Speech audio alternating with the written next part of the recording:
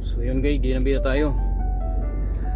na tayo sa ating trabaho. Yan.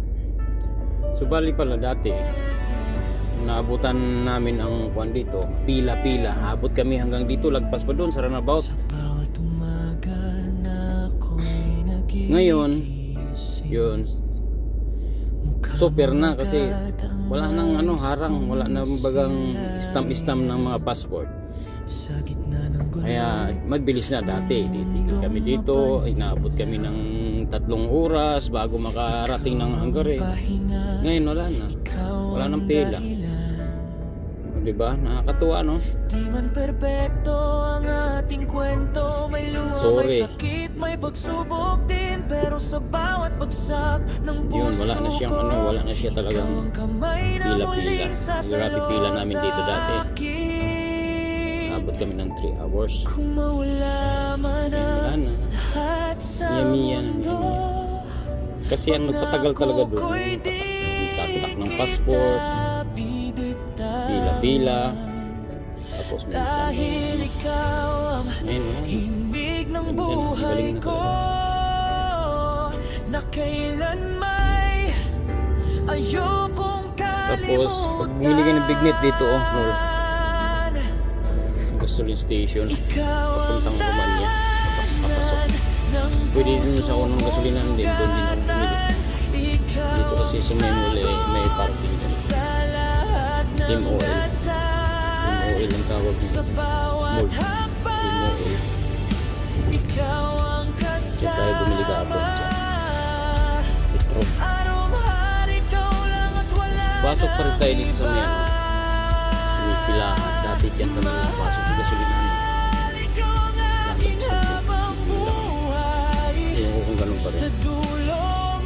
Wala na. Pila dyan, titimbang kami. Wala na. Dire-diretso ka na talaga. Ito yung border guys.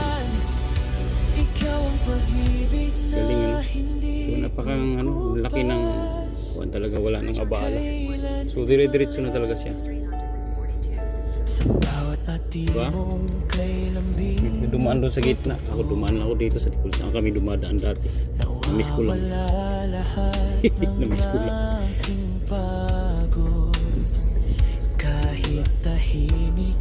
Iwan ko lang kung magtitimbang pa rin dito.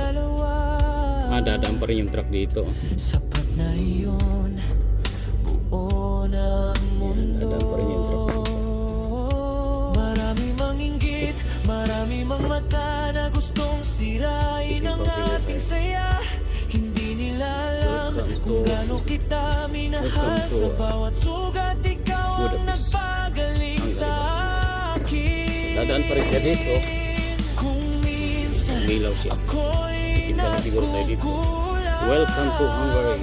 patawad kung di ko agad napapansin. So na. Pero sa puso Yun lang, timbang lang ng sandali. Tapos lang. ikaw lamang Diretso na. ang reyna na di So yun kaya lang. Kasi baka yung hindi pa nila alam. Yung mga hindi pa nabiyahe ulit dito. Siyempre kagaya ako tagal kong hindi nakabalik dito. Dati pila-pila kami dito dyan. Napot pa ako mga dyan. Magre-race pa ako dyan mga 9 hours minsan. Nauubusan ako ng working time. Sa haba ng pila. Tapos pagdating dito, chicken. Pag natripan ka pa ng pulis na Uliga, wagap. Wagap. Tourist dito.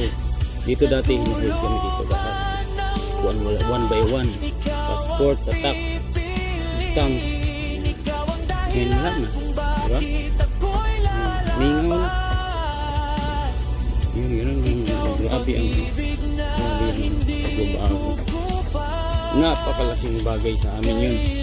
Pag-driver. Isipin, no?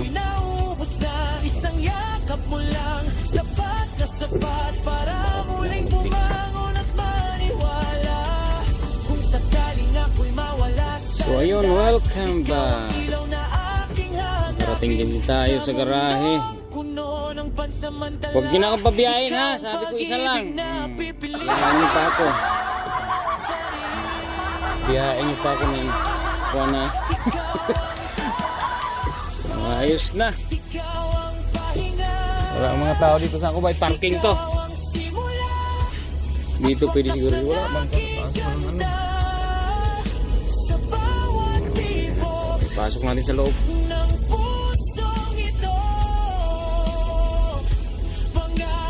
Pasok natin sa loob, guys. Hindi may-ari nito eh. Alright. Gas pa ba? Ala na kayo magpa-diesel nito. Apoy na.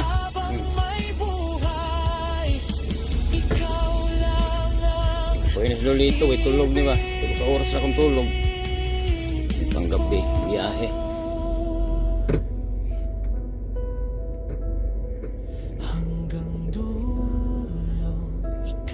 Lagay natin to. Saan natin ilagay ito? Mga PDX boy, oh. Bakante dito. Walang bakante. Ito. Oh, hindi kasya. Daming truck dito, ah. Daming truck dito, ah. Trailer.